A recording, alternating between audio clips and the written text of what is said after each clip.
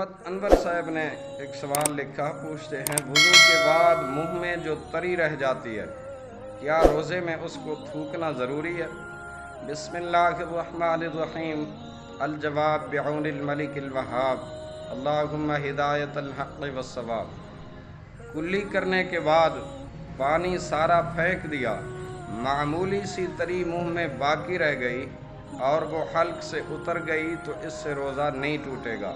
فیضان رمضان نامی کتاب میں ہے کہ کلی کی اور پانی بالکل پھینک دیا، صرف کچھ تری منہ میں باقی رہ گئی تھی، تھوک سے اسے نگل گیا تو روزہ نہیں ٹوٹا۔